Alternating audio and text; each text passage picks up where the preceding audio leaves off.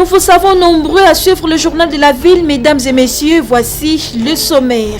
Une commission d'enquête parlementaire chargée de contrôler la validité des titres miniers des contrats conclus avec les exploitants privés créés ce jeudi 23 septembre à l'Assemblée nationale. Une commission qui va également contrôler l'état de paiement des taxes et redevances dues à l'État. Budget participatif 2020-2021, le collectif 24 a effectué une descente d'inspection ce jeudi 23 septembre dans la commune de Barumbu en vue de se rendre compte du travail réalisé par cette commune. Le programme de désarmement, démobilisation et relèvement communautaire du président de la République, la société civile doit s'en approprier et un groupe de travail est en train d'être mis en place par le cadre des concertations nationales de la société civile. C'est tout pour le sommaire, mesdames et messieurs. Encore une fois, bienvenue dans ce journal.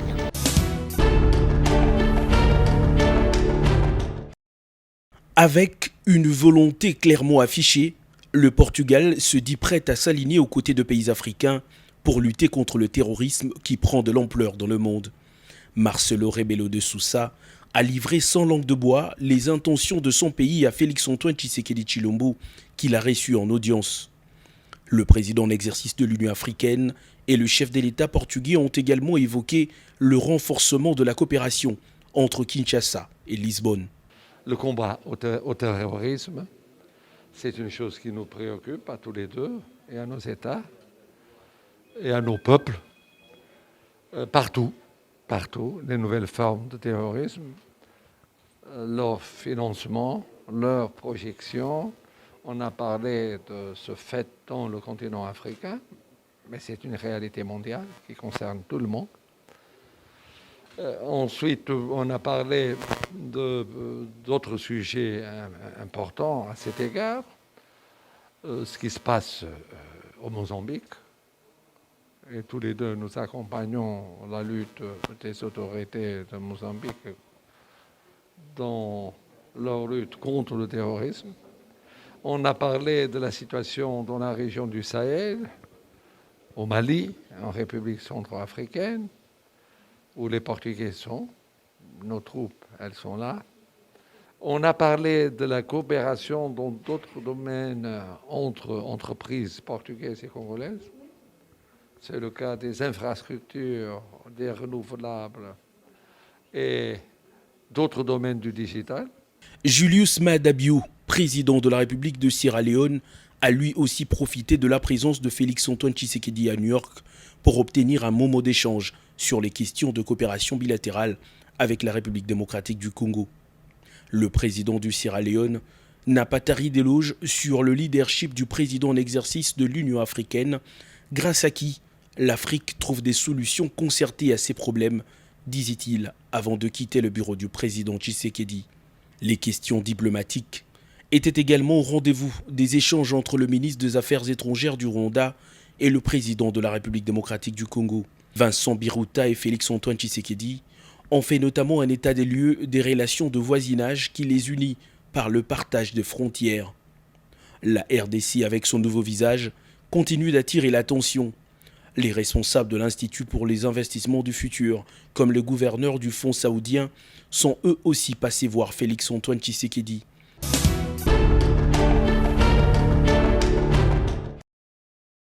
Le ministre de l'enseignement primaire, secondaire et technique, Tony Mwabakazadi, a accordé une audience à la firme Kila Kitu Online, une entreprise congolaise qui travaille en collaboration avec Apiekiosk Belgique et propose des solutions interactives. Ils ont pour mission de participer activement à la modernisation du système scolaire en République démocratique du Congo grâce à la digitalisation et assurer l'accès de tous à une éducation de qualité en Afrique. Lors de sa mission en Belgique, le ministre Tony Mwaba avait rencontré plusieurs hôtes en vue de nouveaux partenariats, dont Apiekiosk. Une évolution, une numérisation du monde scolaire à plusieurs étapes Donc la première étape, ça va être d'abord de pouvoir les aider à identifier correctement les enfants et à leur remettre une carte d'étudiant. Et une fois qu'ils auront cette carte d'étudiant, l'accès à plusieurs piliers dans notre système, le pilier administratif, financier et pédagogique. Et donc grâce à ces outils-là, on va pouvoir aider chaque établissement à pouvoir évoluer vers la numérisation complète de l'établissement. La première fois, c'est d'office, il faut laisser le temps de comprendre, de voir comment nos écoles ici en Belgique utilisent notre outil. Et puis petit à petit, il a visité des écoles, il a voulu toucher le matériel, donc on lui a créé une carte pour qu'il puisse charger de l'argent, pour qu'il puisse s'identifier à l'utilisation et comprendre comment ça marche. La solution s'inscrit pleinement dans le programme du chef de l'État, Félix-Antoine Tshisekedi Tshilombo, dont l'une des missions majeures dans le secteur de l'éducation est de proposer un enseignement de qualité accessible au plus grand nombre.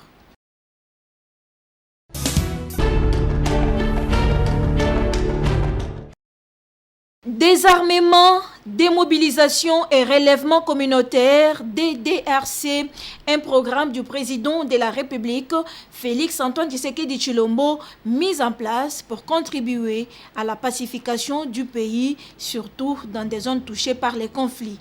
Très important, ces programmes nécessitent l'implication de la société civile. Et pour stimuler cette dernière à s'impliquer davantage, un groupe de travail est en train d'être mis en place par le cadre des concertations nationales de la société civile, CCNSC-RDC. Et voilà ce qui justifie la réunion tenue ce jeudi 23 septembre 2021 à Kinshasa. Dani Singoma est coordonnateur du cadre des concertations nationales de la société civile de la RDC. Nous, en tant que société civile, nous voulons prendre les devants par rapport à cette question. Nous mettons en place un groupe de travail qui doit aider la société civile à s'approprier ces programmes et à pouvoir s'impliquer. Nous savons que c'est un programme qui a encore beaucoup de problèmes à sa naissance et qu'il faut effectivement l'implication de la société civile à tous les niveaux. Et les groupes de travail, nous les mettons ici à Kinshasa au niveau national et d'autres groupes de travail seront mis en place dans les 4 provinces. Il était également pour le cadre des concertations d'établir sur l'organisation du Forum de la société civile qui va bientôt se tenir à Bukavu, dans l'est du pays. Nous allons organiser ce forum de Goma, donc nous appelons tous les partenaires à pouvoir s'impliquer pour que la société civile puisse organiser ce forum qui sera l'analyse et l'appropriation du programme DDRC, mais aussi l'appropriation du plan de transition de la MONUSCO. Et ça sera très important. Donc le groupe de travail qui est mis en place va travailler sur cette question. Et puis aussi au niveau des autres provinces, il y aura des groupes de travail dans le même sens qui vont travailler sur ces programmes DDRCS et aussi sur le plan de retrait de la MONUSCO. Que la société civile s'élève pour le bien-être de la nation congolaise, a-t-il insisté.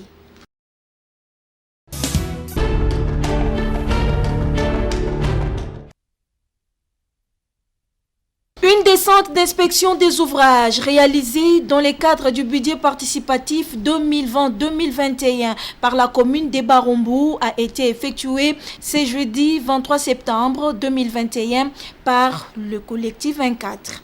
Cette équipe, composée du président du comité budget participatif Barumbu, du bourgmestre de cette commune, Guillaume Ilunga, et des membres du collectif 24, était dans plusieurs endroits pour se rendre compte du travail abattu par la commune de Barumbu et ce qui reste à faire. Sur croisement Bokassa-Kabambar et sur l'avenue Kassai, précisément à la rivière Buitchaku, en passant au quartier Chimanga, où des toilettes publiques ont été construites et d'autres en pleine construction. Le bourgmestre de la commune de Barumbu explique. On a cet esprit de redevabilité, de rendre compte. C'est comme ça qu'avec le collectif 24, nous nous sommes mis d'accord. Nous devons être chaque fois à l'écoute pour répondre et rendre compte. Ce n'est pas mon travail. Moi, je ne suis qu'un simple animateur, je ne suis qu'un simple organisateur. C'est comme ça que nous sommes venus dans le cadre de faire voir à chaque étape, là où il y a des réalisations, là où il y a des difficultés, là où il y a des complications, c'est à nous de rendre compte parce qu'ensemble, on doit faire converger les efforts pour que la population se retrouve. Parce que tout ce que nous sommes en train de faire, celui qui reste gagnant, c'est la population. Et pour le président du comité budget participatif, je crois que nous pouvons être satisfaits C'est vrai que sur 100%, on peut parler quand même de 55%. Il y a lieu que les gouvernements provinciaux mettent la main dans la pâte. Et là, moi, nous disons bravo au collectif 24. Ça, c'est déjà un bon apport. Et le collectif 24 revient sur l'importance de cette tournée d'inspection. Et vous allez comprendre que le budget participatif fonctionne avec une touche où les autorités prennent les priorités de la population à travers les forats des quartiers. Mais il y a un aspect qui a toujours manqué, l'aspect suivi. C'est pourquoi dans ce cas de projets d'appui au gouvernement ouvert, le collectif 24 a voulu appuyer les comités budget participatifs de Barumbu pour faire le suivi, inspecter, voir, palper avec les doigts les réalités, les ouvrages réalisés sur terrain. Le même exercice va se poursuivre dans d'autres communes et c'est dans le cadre du projet d'appui au gouvernement ouvert dans la ville de Kinshasa.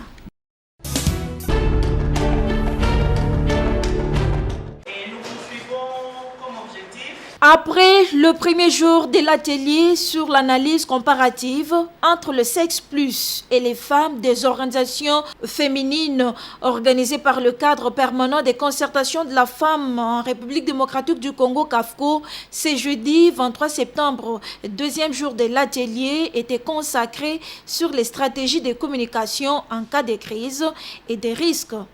Échange d'expériences et exposés étaient au rendez-vous.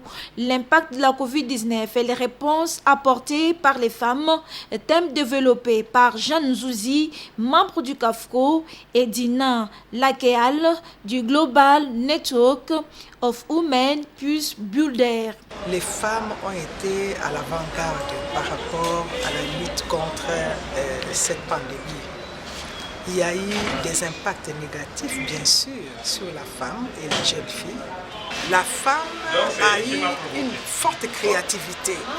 Il faut maintenant appuyer ce que la femme a découvert pendant cette période. Voilà pourquoi il était donc important que le cadre permanent des concertations de la femme organise cet atelier de 2 jours pour une réponse favorable en faveur des femmes, explique Adine Omokoko Asamato, secrétaire général du CAFCO. Aujourd'hui, nous avons travaillé sur la méthodologie de communication en temps de risque et nous avons essentiellement axé notre communication aux réponses apportées lors de la riposte contre la maladie à coronavirus. Parce qu'aujourd'hui, vous savez que cette pandémie a déstabilisé le fonctionnement tant des institutions au niveau national qu'international et que beaucoup de mesures ont été prises pour arriver à endiguer cela. Et donc, il fallait quand même que nous puissions d'abord échanger sur les expériences. Et pour arriver à cette communication des crises, les médias sont d'une importance capitale. Et la cible principale pour l'activité d'aujourd'hui était les femmes des médias. Et donc, les femmes doivent ressortir des stratégies de communication pour arriver non seulement à endiguer la maladie, à donner des messages clés et prioritaires pour faire passer, pour que les gens puissent arriver à renforcer les mesures barrières, à appliquer les consignes qui sont données par le comité multisectoriel de la lutte contre la maladie à coronavirus. C'est avec l'appui des Global Network of Women Peace Builder que cet atelier de 2 jours sont organisés par les cadres permanents des concertations de la femme en RDC, CAFCO.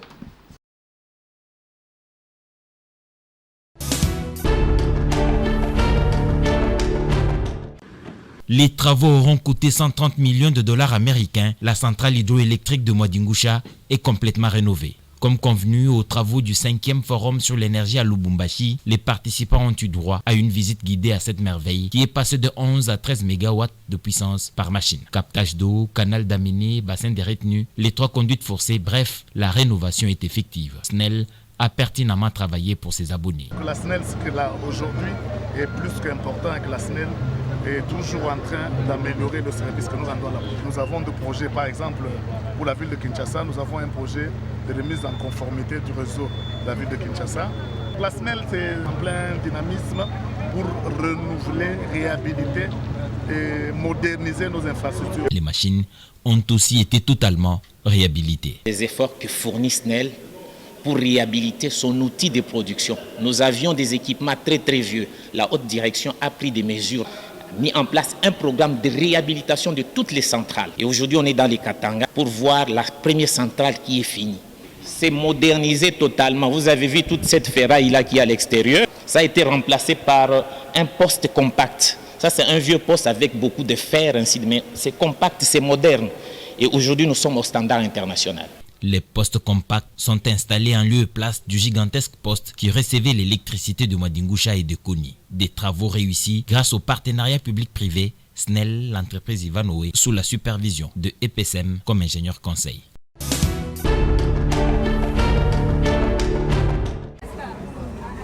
La consommation de la drogue dite bombée, le professeur Edouard Gatembo déplore cette situation et insiste sur l'éducation et la formation des jeunes Congolais. La jeunesse, c'est l'avenir, c'est l'avenir de notre pays. Par conséquent, la jeunesse doit être bien encadrée, bien responsabilisée pour que cet avenir soit radieux, soit un avenir heureux. Mais si la jeunesse n'est pas bien encadrée, ça pose des problèmes dont l'avenir devient sombre. Ce qui fait que dans toutes nos prises de position, nous avons toujours insisté sur l'éducation de la jeunesse. Nous reprochons à la jeunesse d'aujourd'hui parce qu'elle n'est pas tellement éduquée. Et si elle n'est pas éduquée, c'est en partie de notre faute. Parce qu'aujourd'hui, les jeunes ne respectent pas les vieux. Pourtant, les vieux ont une certaine expérience qu'ils peuvent transmettre à la jeunesse du fait que la vie, c'est une grande leçon pour que les jeunes aillent de l'avant. Le professeur Gatembo responsabilise également les parents et les églises dans cette lutte. Les responsabilités des parents, les responsabilités de la jeunesse, nous devons nous conduire en respectant les valeurs divines. Je ne veux pas insister beaucoup parce que les églises, il y en a partout. Toutes ces églises parlent des valeurs divines, mais souvent, on ne respecte pas les valeurs divines dans les églises. On fait ce qu'on veut et Dieu voit tout. Il est là. Il pardonne, mais nous devons obéir au commandement de Dieu. La jeunesse doit obéir au commandement de Dieu. Il conseille par ailleurs aux jeunes à arrêter de consommer, bomber et de se mettre au travail. Moi, ce que je propose, ce que je conseille à la jeunesse, de se mettre au travail, de faire de telle sorte que les erreurs de nous, les parents, ne puissent plus continuer à exister, mais que ces élèves soient remplacés par les valeurs que les jeunes amènent pour que le pays aille de l'avant.